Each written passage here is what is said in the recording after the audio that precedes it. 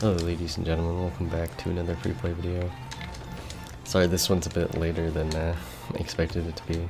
I forgot we had family coming in over the weekend, and then I was hoping a friend would get his champ rewards yesterday, and I ended up doing a bunch of scrims.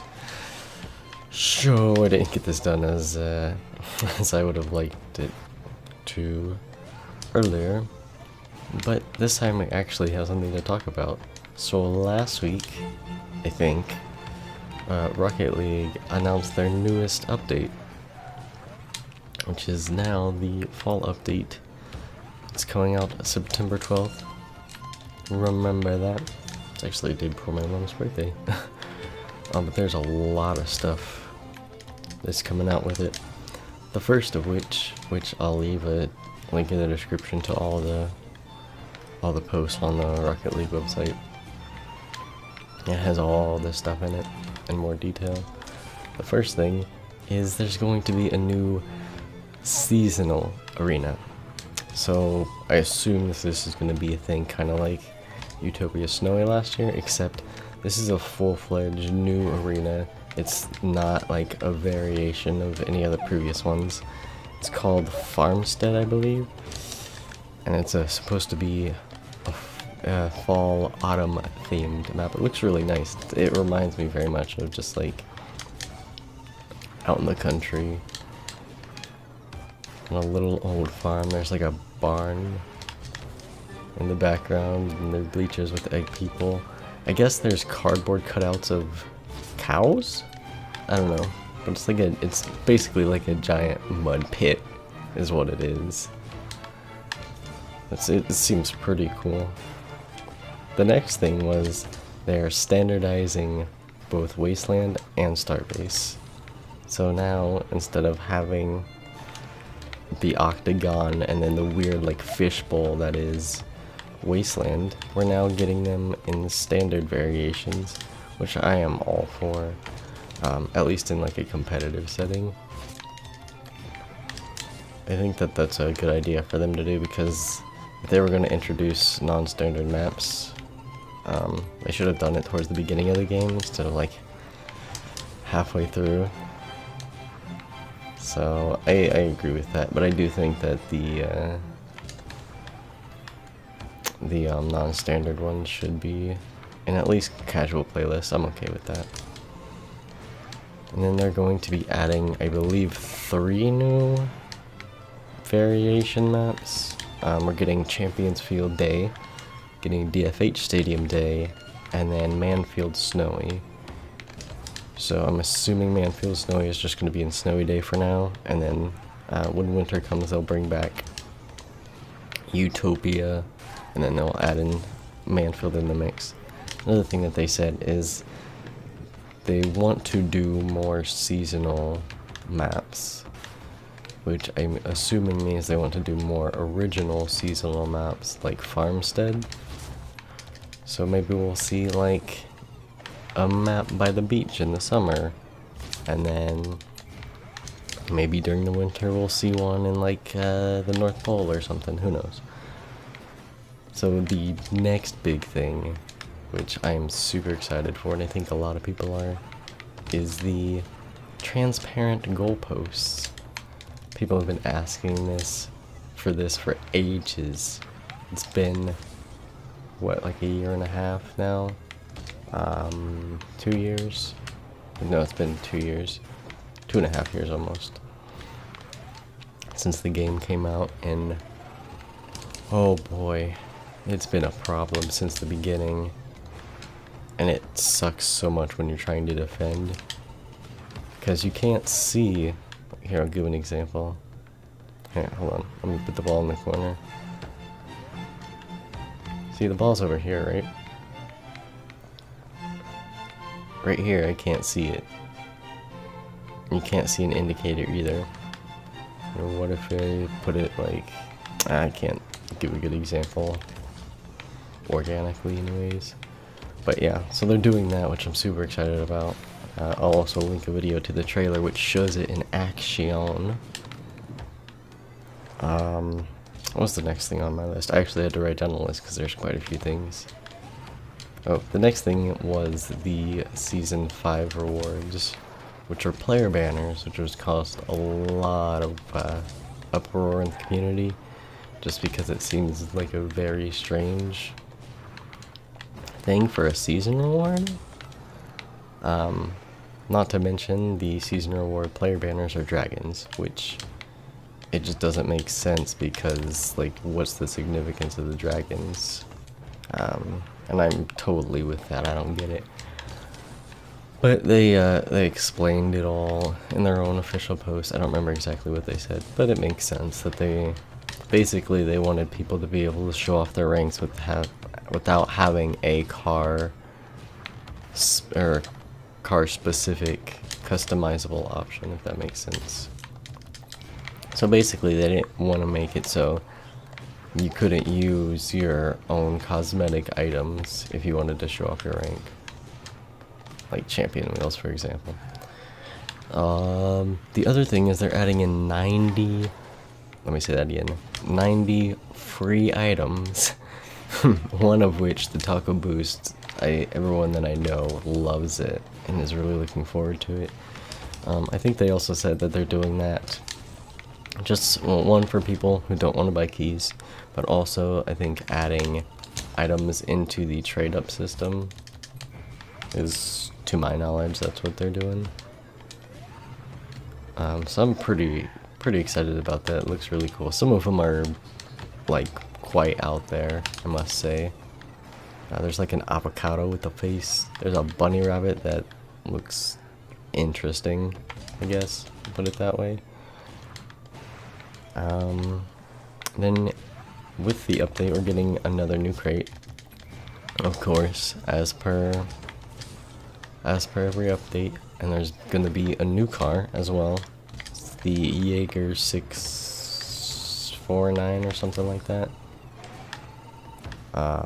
It looks very much like a Porsche, in my opinion, and from just like trying to judge by the picture, it appears to have a hitbox similar to, say, the Endo or like Takumi, maybe. Can't really tell. It seems to be slightly longer, but maybe not as long as like a Dominus or something. And then, so a new thing that they just talked about recently is they're trying to add in what's called the director mode to spectating. Essentially, it's an AI that will be similar to AutoCam, except that it can predict, well, it's going to try to be able to predict when saves are going to happen or when shots are going to happen, so that it could, you know, better follow the action. And what they're hoping with that is ultimately this AI, whatever it is, can judge what, say, a gold player looks like, what a champion player looks like, what a bronze player looks like, so that they could more effectively address the problem of smurfing, which I honestly think is a pretty good idea. And I really have no problem with that, to be honest. I think that'd be really good of them to be able to do. And then with that comes an end to Season 5 and the beginning of Season 6. I feel like it's a little fast, maybe. But again, they did say they wanted to do it on like a 3-4 month interval, which is not bad. I just haven't like been playing as much as everyone else. I have yet to clock over 1,000 games, like in a single playlist in a season yet. The highest I did was Season 3, which was like 600, and that's when I got to Grand Champ.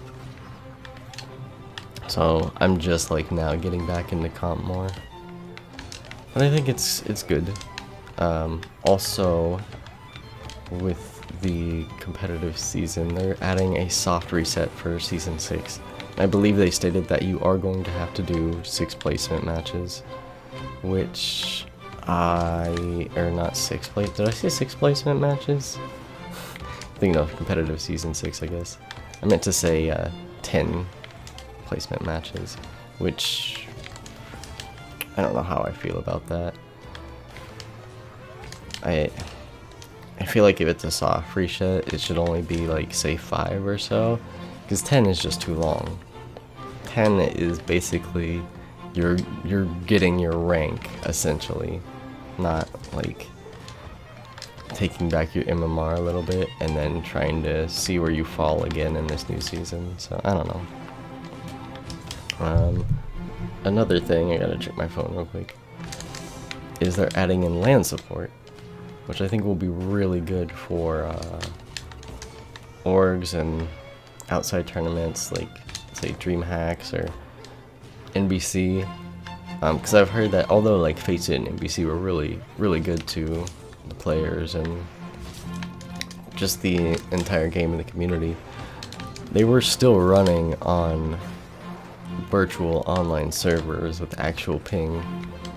It wasn't an actual like LAN environment, which I think really kind of hurts the competitive scene a little bit. Especially because, although I didn't see the NBC tournament, but I guess there was a server issue during the grand finals or something like that. So yeah, it'd be good to eliminate it.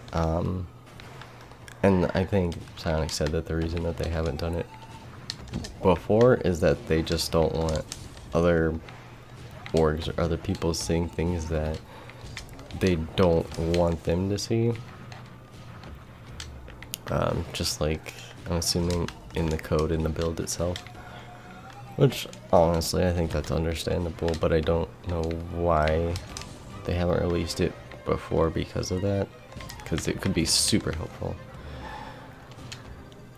So that's all the stuff with the update. You can check the links in the description. I will put all the posts in there. But before I go, there's actually some things that are coming after the update, which I am honestly most excited about, actually. And the first one, which is my favorite thing that I've heard so far, is that they're going to, I should put a disclaimer and say that they're going to try to start a tournament beta in-game by the end of 2017. This isn't coming with the autumn update. They're going to try to roll it out before the end of the year. I'm really hyped about this because, for one, trying to do tournaments with orgs has been, that's a hassle sometimes, and it's not very clean.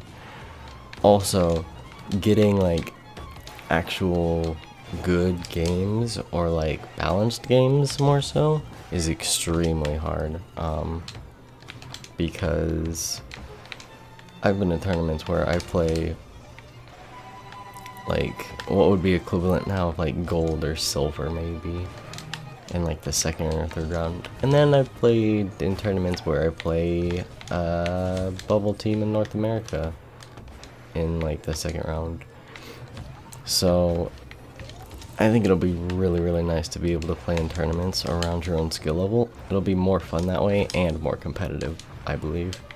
And with that, they've also said that in the future, not when they roll it out, but sometime in the future, they want to make it so that you can, that the winners can get like item exclusives from the tournament itself, and possibly do like daily time. So like, say, like 5 p.m. they might have a diamond tournament every day at 5 p.m. or whatever, and just do it that way, which I think would be really cool.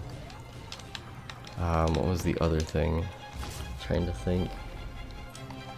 Oh yeah, for orgs as well, to use their system, they could also offer like special in-game items or titles or something like that they could use by winning or getting first place to offer teams more incentive to do well. And lastly is that they want to try to do more like limited events, kind of like the Christmas and Halloween ones, in the future. And again, this is coming sometime after the update. I don't know when. They didn't specifically say exactly when. But I'm pretty happy with that, honestly, to see if they do more stuff kind of like WoW or Overwatch, where they have events here and there where you can get like special cosmetic items or loot or stuff like that. And I think that'll be actually pretty fun, especially to keep like the game fresh and not have to worry about as many like autumn updates, about as many cosmetic updates. Because stuff like this, it's like you get, at least in my experience, you get really hyped up for it and excited, and then for like the first week or two, it's all really cool stuff, and then like 2-3 weeks later, it's all back to, you know, just playing the game regularly again, and then you don't get that excitement until the new update or whatever new comes. So I think events will probably help with that quite a bit. And then the very last thing that I want to talk about that they're adding with possible limited events is an item known as a decryptor. Now, essentially what this item is it's a key that you get during limited events. You can only get a limited quantity, which I completely understand, so that you can't farm for them. They're not tradable, they're account linked, and I believe all items that you earn from these openings aren't tradable either. But it's basically giving you a free key so you can open up any of the crates that you have, and this goes for any of the crates. I think that's really cool. I think it sucks a little bit that you aren't going to be able to trade them. Say you get, you know, something really cool like a Hellfire from it, but you don't want to use it. You're sitting on something that's really valuable, but you can't trade it, which I think is kind of dumb, but I guess I understand why they don't do that. I understand why they don't let you trade keys, because then you could just amass a bunch of them, and people could sell them for a lot, or like sell them for actual money, which would be counterintuitive if you think about it, but you know, people would do that, so I get that. Ultimately, that is it. This video will come to a close. Sorry if I just kind of like went on about this, but I thought, you know, this would be a good way to talk about it. I mean, normally when I do these videos, I don't come into it with anything planned. I might have something in mind, but I usually end up just rambling. So having a plan and actually just doing that instead was not bad. So, thank you all so much for watching, and I will see you guys in the next video. Later.